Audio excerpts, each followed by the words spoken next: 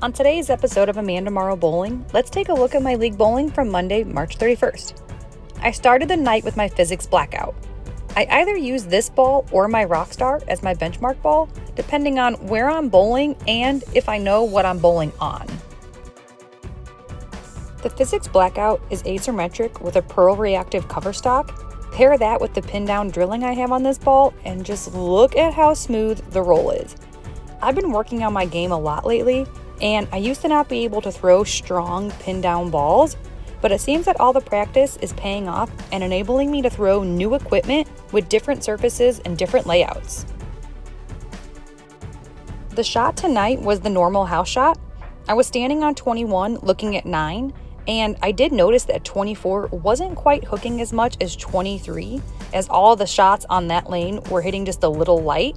So I did end up moving a board right on lane 24 only.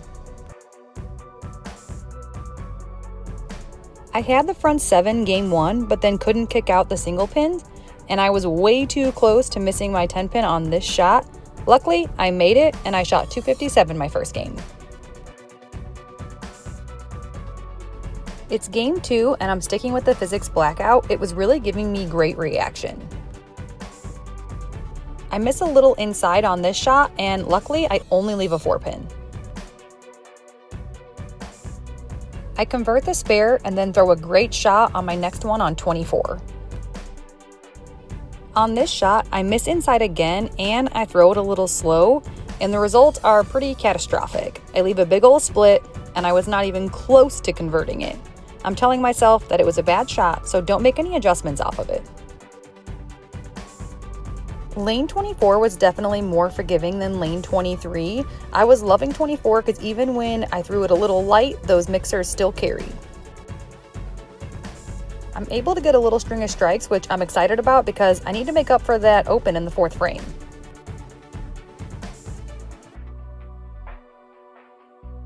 On this next shot on 24, the ball comes in way too high and I leave the 3-6-10. So now I'm thinking that I may need to make a little adjustment and maybe the lanes are starting to break down a little. But I was still able to finish game 2 with a 222. For game 3, I decided to stick with my physics blackout and just move my eyes down the lane to get it to break a little later.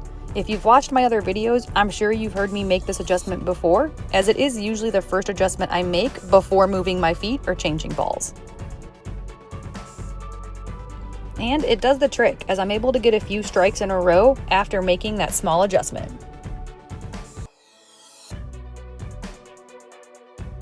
My next shot on 24 is a little light, and I catch a bad break by leaving the 7-10. This is a split that I haven't ever made, so I try my hardest, and I really thought I had a chance at it.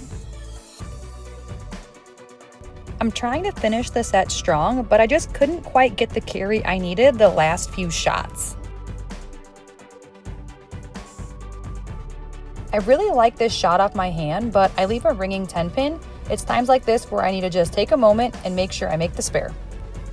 My next 2 shots crack me up. On this ball, I loved it, and I leave a ringing 8 pin. And if you want to see the next one, I throw another ringing 8 pin on this shot.